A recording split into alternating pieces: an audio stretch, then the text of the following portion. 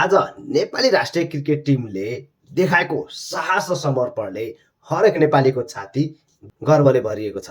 पहिले ब्याटिङ गरेको स्कटल्यान्डले निर्धारित 20 ओभरमा 7 विकेट गुमाउँदै मात्र 170 रनको लक्ष्य प्रस्तुत गरेको थियो। लक्ष्य पछ्याएको नेपालले 4 बल बाँकी छँदै जित हासिल गरेको छ।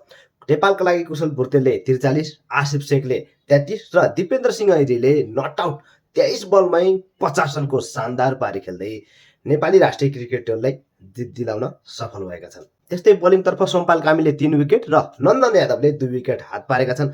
आजको जितसँगै सम्पूर्ण नेपालीको मनमुटमा छाएको छ नेपाली राष्ट्रिय क्रिकेट टोली। ब्याटिङमा धैर्यता, बोलिङमा आक्रमण र अन्तिम क्षणसम्मको आत्मविश्वासले नेपालले आइसिसी मेन्स टी20 वर्ल्ड कप 2026 मा आफ्नो पहिलो जित दर्ता गराउन सफल भएको छ। यो जित केवल खेलको नतिजा होइन, यो त राष्ट्रको आत्मसम्मानलाई अझै मजबुत बनाउने डोरी बनेको छ।